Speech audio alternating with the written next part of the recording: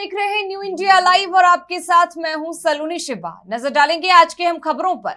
Congress party ने मध्य प्रदेश, तेलंगाना और छत्तीसगढ़ में होने वाले विधानसभा चुनाव के लिए अपने उम्मीदवारों की पहली लिस्ट आज जारी कर दी है।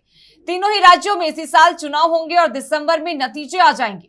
पार्टी ने मध्य प्रदेश के लिए 144, छत्तीसगढ़ के लिए 30 और तेलंगाना के लिए 50 उम्मीदवारों की लिस्ट जारी की है। इन तीन राज्यों के अलावा राजस्थान और मिजोरम में भी चुनाव है, लेकिन उसकी लिस्ट अभी कांग्रेस ने जारी नहीं की है। कांग्रेस की तरफ से अपने उम्मीदवारों की पहली लिस्ट जारी होने के बाद सबकी निगाहें उन सीटों पर टिकी हुई हैं जिन्हें वीआईपी सीट कहा जा रहा है। इसकी वजह यह है कि इन सीटों पर कांग्रेस के मुख्यमंत्री और पूर्व मुख्यमंत्री और पार्टी के कुछ बड़े नेता चुनाव लड़ रहे हैं। पार्टी को उम्मीद है कि इन सीटों पर उसे आसानी से जीत मिलेगी, जो तीनों ही राज्यों में उसकी सरकार बनाने के रास्ते को साफ कर देगी। बता दें कि कांग्रेस पार्टी की तरफ से जो लिस्ट जारी की गई है उसमें मध्य प्रदेश की छिंदवाड़ा सीट को वीआईपी सीट माना गया है। इसकी वजह यह है कि यहां से राज्य के पूर्व मुख्यमंत्री कमलनाथ चुनाव लड़ रहे हैं। वह यहां से चुनाव जीतकर विधानसभा पहुंचे थे। बीजेपी ने इस हाई प्रोफाइल सीट से विवेक बंटी साहू को टिकट दिया है। पिछली बार हुए विधानसभा चुनाव में विवेक को यहां से कमलनाथ के हाथों 25,000 वोटों से हार मिली थी। मुख्यमंत्री भूपेश बघेल पाटन विधानसभा सीट से चुनाव लड़ने वाले हैं। सूबे के मुख्यमंत्री बघेल यहां से 3 बार विधायक रह चुके हैं। उन्हें पिछले चुनाव में इस सीट पर 28,000 वोटों से जीत हासिल हुई थी। छत्तीसगढ़ की इस वीआईपी सीट के अलावा अंबिकापुर एक ऐसी सीट है जिसकी खूब चर्चा हो रही है। इस सीट से कांग्रेस ने डिप्टी सीएम टीएस सिंहदेव को टिकट दिया है। पिछले चुनाव में टीएस सिंह ने यहां 40,000 वोट से जीत हासिल की थी। दक्षिण भारत के इस राज्य की 3 वीआईपी सीटें ऐसी हैं जिनके लिए कांग्रेस ने उम्मीदवारों के नाम का ऐलान कर दिया है। इसमें पहली एंटोले विधानसभा सीट है, जहां से कांग्रेस ने सी दामोदर राजा नरसिम्हा को टिकट दिया है। तेलंगाना की ये विधानसभा सीट एससी उम्मीदवार के लिए आरक्षित है। नरसिम्हा संयुक्त आंध्र प्रदेश के डिप्टी सीएम रह चुके हैं। इसके अलावा वह राज्य में एक बड़ा दलित चेहरा भी है। अगस्त में ही उन्हें कांग्रेस वर्किंग कमेटी के सदस्य बनाया गया था। तेलंगाना की दूसरी वीआईपी सीट मधीरा विधानसभा है, जहां से भट्टी विक्रमार्क मल्लू को टिकट दिया गया है। ये सीट भी एससी उम्मीदवार के लिए रिजर्व है। विक्रमार्क कांग्रेस विधायक दल के नेता हैं और वह 3 बार इस सीट से विधायक रह चुके हैं। कांग्रेस ने उन्हें यहां से टिकट इसलिए दिया है क्योंकि वह पार्टी के बड़े चेहरे हैं जिन पर दलित वोटों को इकट्ठा करने का जिम्मा है। वह सीएम रेस में भी शामिल हो सकते हैं। इजराइल और फिलिस्तीनी हमास के बीच युद्ध जारी है। ऐसे में इजराइल में फंसे भारतीयों को स्वदेश वापस लाने के लिए केंद्र सरकार की ओर से ऑपरेशन विजय शुरू किया गया है। आज 15 अक्टूबर को सुबह 2 विमान इजराइल से भारतीयों को लेकर नई दिल्ली पहुंचा। पहले विमान में 197 और दूसरे विमान में कुछ 276 भारतीय सवार रहे।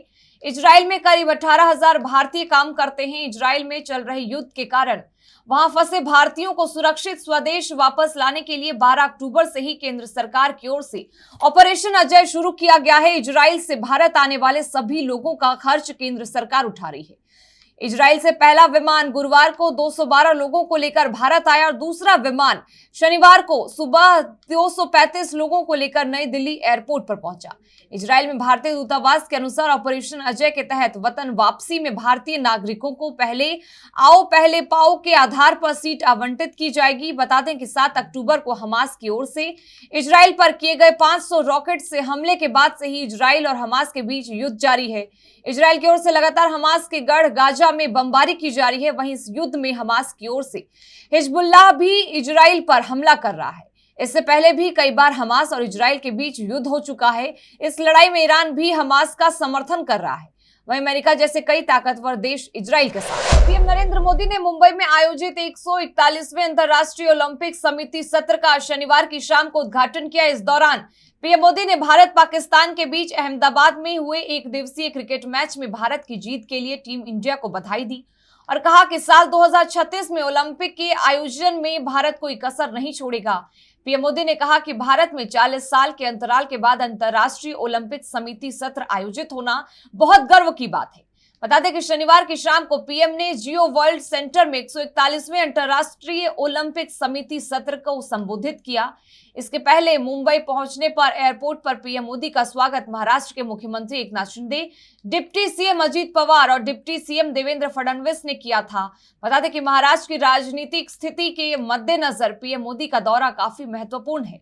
141वें अंतर्राष्ट्रीय ओलंपिक समिति सत्र को संबोधित करते हुए पीएम मोदी ने कहा कि वह टीम इंडिया और भारतीयों को पाकिस्तान के खिलाफ मिली इस ऐतिहासिक जीत के लिए बधाई देते हैं। उन्होंने कहा कि क्रिकेट मैच में भारत ने बहुत शानदार जीत हासिल की है।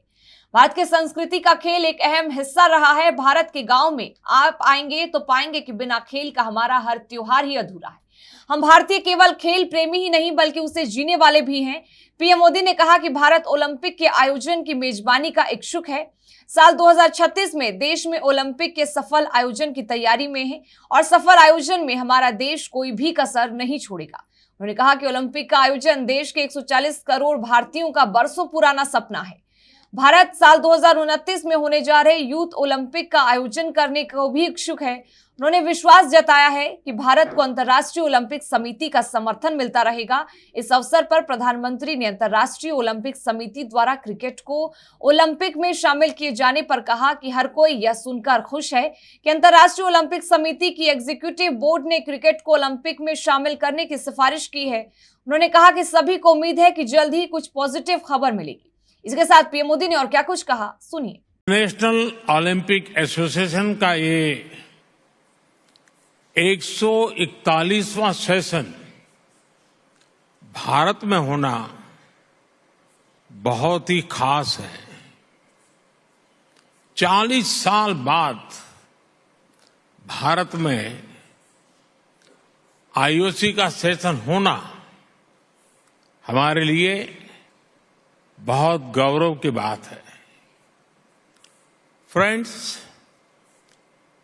अब से कुछ मिनट पहले ही भारत ने अहमदाबाद में दुनिया के सबसे बड़े स्टेडियम में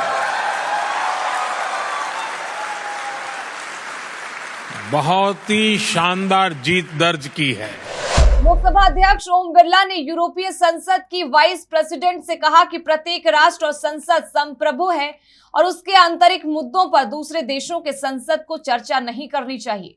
ओम बिरला ने भारत के आंतरिक मुद्दों पर यूरोपीय संसद में प्रस्ताव लाने के खिलाफ कड़ा विरोध दर्ज किया है। ओम बिरला ने यूरोपीय संघ की संसद की वाइस प्रेसिडेंट के साथ द्विपक्षीय भेंट वार्ता के दौरान अपना विरोध जाहिर किया। दरअसल ओम बिरला ने यूरोप की संसद की वाइस प्रेसिडेंट निकोला बियर के साथ द्विपक्षीय वार्ता की। इस दौरान बिरला ने भारत की संप्रभुता की बात करते हुए भारत के आंतरिक मुद्दों पर यूरोपीय संसद में प्रस्ताव लाने का विरोध किया है। उन्होंने जोर देकर कहा कि हर देश और संसद अपने आप में संप्रभु हैं और उनके आंतरिक मुद्दों पर दूसरों को चर्चा नहीं करनी चाहिए। हालांकि ईयू की वाइस प्रेसिडेंट बियर ने P20 शिखर सम्मेलन के सफल आयोजन के लिए बिरला को बधाई दी और भारत के साथ यूरोपीय संसद के घनिष्ठ संबंधों की बात की। बियर ने बिरला को बताया कि यूरोपीय फिलहाल एक चुनौतीपूर्ण समय से गुजर रहा है और भारत से सहयोग की अपेक्षा रखता है। वार्ता के अंत में ओम बिरला ने वाइस प्रेसिडेंट बियर को अगले साल होने जा रहे लोकसभा चुनाव के दौरान लोकतंत्र के उत्सव को देखने के लिए आमंत्रित भी किया है। दरअसल कुछ समय पहले यूरोपियन यूनियन ने अपने संसद में मणिपुर हिंसा पर डिस्कशन कर विरोध जाहिर किया था। लोकसभा अध्यक्ष ओम बिरला ने शनिवार को G20 संसदीय अध्यक्ष शिखर सम्मेलन यानी P20 में नेताओं के पश्चिम एशिया संघर्ष सहित कई मुद्दों को उठाने पर कहा कि एक दूसरे से जुड़ी दुनिया में किसी भी मुद्दे को अलग अलग करके नहीं देखा जा सकता है। ओम बिरला ने P20 शिखर सम्मेलन में अपने समापन भाषण में कहा कि शनिवार को यहां संपन्न 2 दिवसीय विचार विमर्श के दौरान कुछ सदस्यों ने हालिया भू राजनीतिक घटनाक्रम और महत्वपूर्ण वैश्विक चुनौतियों का उल्लेख किया था। इस दौरान ओम बिरला ने और क्या कुछ कहा, आइए आपको सुनाते हैं। P20 सम्मेलन में संयुक्त वक्तव्य के एडॉप्शन में P20 की प्रक्रिया और मजबूत हुई है। मुझे विश्वास है कि जिन विषयों को हमने लिया है, SDG, हरित ऊर्जा, महिला नेतृत्व वाले विकास, डिजिटल, सार्वजनिक इंफ्रास्ट्रक्चर, इन चारों सत्रों में आपने बहुत बहुमूल्य सुझाव और अपने अनुभव और अपने इनपुट को साझा किया है। वित्त मंत्री निर्मला सीतारमण ने प्राइवेट सेक्टर से बड़ी अपील की है। उन्होंने कहा कि सतत विकास के लक्ष्यों को पूरा करने के लिए प्राइवेट सेक्टर को मदद करना चाहिए। उन्होंने कहा कि सरकार और एजेंसियों की ओर से प्रयास किया जा रहा है। वित्त मंत्री ने इसमें प्राइवेट सेक्टर को भी शामिल होने के लिए अपील की है। उन्होंने कहा कि परोपकार के तौर पर दी गई पूंजी भी लागत जोखिम को कम करने और निजी पूंजी को जुटाने में मदद करेगी। वित्त मंत्री निर्मला सीतारमण ने कहा कि इस कोशिश में भाग लेना, योगदान देना सभी हितधारकों की जिम्मेदारी है। वित्त मंत्री ने ये बातें मोरक्को में एक बैठक को संबोधित करते हुए कहा, जो कॉन्फेडरेशन ऑफ इंडियन इंडस्ट्री की ओर से किया गया था। निर्मला सीतारमण इन दिनों मोरक्को के दौरे पर हैं, जहां उन्हें G20 देशों के वित्त मंत्रियों की चौथी बैठक में भाग लेना था। इसके साथ ही वर्ल्ड बैंक और इंटरनेशनल मॉनिटरी फंड की बैठक भी मोरक्को में होना है। इस बैठक में भी वित्त मंत्री भाग लेना है। मोरक्को में बैठक के दौरान निर्मला सीतारमण ने कहा कि मैं प्राइवेट सेक्टर को आगे आने और इसी ग्लोबल लक्ष्य को आगे बढ़ाने में शामिल होने के लिए आमंत्रित कर रही हूं। बता दें कि संयुक्त राष्ट्र के देशों ने 2015 से 17 लक्ष्यों को अपनाया था। इसमें गरीबी, भूखमरी से मुक्ति से लेकर शहरों में के विकास और तमाम ग्लोबल चुनौतियों से समाधान के लिए कदम उठाने का जिक्र शामिल है। यह लक्ष्य 2030 तक पूरा करने के लिए रखा गया है। सीतारमण का यह बयान इस समय और भी अहम हो जाता है, क्योंकि सतत विकास जैसे ग्लोबल मुद्दों के लिए पैसा दिए जाने की प्रक्रिया सवालों के घेरे में है। इन तरीकों में बदलाव के लिए वर्ल्ड बैंक और IMF जैसी ग्लोबल एजेंसियां दबाव बना रही हैं। और बाराबंकी से है, जहां आज भारतीय किसान यूनियन हरपालगुट के किसानों और महिलाओं द्वारा 14 अक्टूबर को देश की तरक्की में महिलाओं का महत्वपूर्ण योगदान रहा है। भारतीय किसान यूनियन हरपालगुट के द्वारा हर माह रक्तदान का कार्यक्रम किया जा रहा है, जिसमें आज महिलाओं ने बढ़ चढ़कर हिस्सा लिया, जिससे प्रेरित होकर CO city doctor Binu Singh ने स्वेच्छा से कहा कि हम भी रक्तदान करेंगे। आज महिला सशक्तिकरण को आगे बढ़ाने के लिए खुद CO city doctor Binu Singh स्वैच्छिक रक्तदान कर महादानी बने और कहा कि रक्तदान करने से किसी को जीवन दान मिलेगा, जिससे देश की प्रत्येक नारी शक्ति अपने अधिकारों को समझे। साथ में जिला उपाध्यक्ष डॉक्टर विजय लक्ष्मी ने भी और नगर उपाध्यक्ष जैद अंसारी ने भी रक्तदान किया। तो वहीं 6 महिलाओं ने भी रक्तदान करने के लिए रजिस्ट्रेशन कराया। जिलाध्यक्ष विक्रांत सैनी जिला चिकित्सालय बाराबंकी के ब्लड बैंक में रक्तदान करते हुए कहा कि आज के युग में महिलाएं हर क्षेत्र में अपनी महत्वपूर्ण भूमिका निभाने के लिए अग्रिम पंक्ति में खड़ी रहती हैं। रक्तदान कार्यक्रम में मुख्य रूप से CO city doctor Binu Singh, जिलाध्यक्ष विक्रांत सैनी, जिला महासचिव राजकुमार गुप्ता, नगर अध्यक्ष मोहम्मद इस्माइल, शहाबुद्दीन, फूलचंद यादव, मोहम्मद शकील, इरफान मास्टर, आरती यादव, कुसुम, सुषमा, देवी मालती जायसवाल सहित सैकड़ों लोग उपस्थित थे। मथुरा फरह के नगला चंद्रभान में यूपी के कैबिनेट मंत्री सूर्य प्रताप शाही ने रजत कुश्ती दंगल का उद्घाटन किया। इसके साथ ही भाजपा के पुरोधा और एकात्म मानव प्रेरणा के दर्शन पंडित दीनदयाल उपाध्याय की मूर्ति पर पुष्प अर्पित कर उन्हें श्रद्धांजलि अर्पित की। दंगल के शुभारंभ के मौके पर पहलवानों के साथ हाथ मिलाए और अखाड़े में खड़े होकर पहलवानों ने खूब दमखम प्रदर्शित किया। मंत्री ने बताया कि योगी मोदी की सरकार युवाओं के लिए काफी रोजगार के साधन खोल रही है और हमारे खिलाड़ी खेलों में देश का नाम रोशन कर रहे हैं।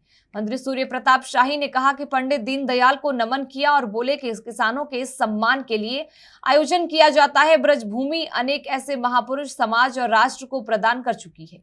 डबल इंजन की सरकार, हमारी सरकार गरीब, किसान और मजदूरों के विकास के लिए तमाम योजनाएं चला रही है। प्रदेश के अन्न के क्षेत्र में आत्मनिर्भर बनने में किसान की भागीदारी है। हर खेत को पानी और युवा को रोजगार मिल रहा है। किसान खुशहाल होगा तो देश खुशहाल होगा। इसीलिए गांव को, किसान को, महिला को, गरीब को योजना से जुड़ना है। सरकार किसानों के लिए लगातार योजनाएं चला रही। दंगल है वो गुर्ज के नाम से जाना जाता है और जो पहलवान लगातार 3 कुश्तियों में विजेता रहता है उसको तीसरी कुश्ती में विजेता के तौर पे हम गुर्ज प्रदान करते चले आ रहे हैं। आज जो कुश्तियाँ हैं वो 1000 से शुरू हुई थी उद्घाटन के तौर पे और अंतिम कुश्ती 31,000 की हुई है। मथुरा में गौमांस तस्करों के हौसले लगातार बुलंद होते जा रहे हैं। एक बार फिर से मथुरा में पकड़ी गई मांस की गाड़ी। आपको बता दें कि मथुरा के भूतेश्वर चौराहा पर आज सुबह 4 बजे के करीब गौरक्षा दल द्वारा फिर एक बार मांस की गाड़ी को पकड़ा गया। बता दें कि मुखबिर की सूचना पर रात से इंतजार कर रहे गौरक्षा दल विश्व हिंदू परिषद के पदाधिकारियों ने आज सुबह 4 बजे से भूतेश्वर चौराहा पर धर दबोचा। विश्व हिंदू परिषद से पुणे चतुर्वेदी ने जानकारी देते हुए बताया कि हम मुखबिर की सूचना पर रात 7 बजे से गाड़ी का इंतजार कर रहे थे, जिसे 4:30 बजे भूतेश्वर स्वराज श्रीजी बाबा के पास गाड़ी से टक्कर मारकर और मुश्किल से पकड़ा गया। आरोपी मौके पर से रफू चक्कर हो गए हैं। वहीं मौके पर पहुंची चौकी डी गेट व थाना गोविंद नगर पुलिस द्वारा गाड़ी को अपने कब्जे में लेकर थाना गोविंद नगर भेज दिया गया है। ये गाड़ी सुबह 4:30 बजे पकड़ी गई है। इसमें गौ मास है 100% और जांच होने के बाद क्लियर हो जाएगा। 7 वर्ष से इसके पीछे लगे हुए थे। हमें सुबह 4:30 बजे के आसपास श्री जी बाबा स्कूल के पास हमारे आता है। मैं गोरक्षा दल से जिलाध्यक्ष, मेरा रविकांत शर्मा नाम है। और काफ़ी बार भी मीट पकड़ाया इस क्षेत्र में। ये सूचना मिली थी मुखबिर द्वारा कि ये तुम्हारा ये अमरनाथ कॉलेज के पास एक गाड़ी निकलेगी। छोटा हाथी भी हो सकता है और एक टेंटर भी हो सकती है, बोलेरो पिकअप। तो ये गाड़ी लगी हुई, तो पीछा करने के बाद ही हमने ये कौन सा स्कूल है, श्री बाबा स्कूल का से रोका। इसमें बहुत काफ़ी तादाद में गौ माता। इसी के साथ फिलहाल इस बुलेटिन में बस इतना ही, लेकिन तमाम खबरों के लिए बने रहिए हमारे साथ और देखते रहें न्यू इंडिया लाइव।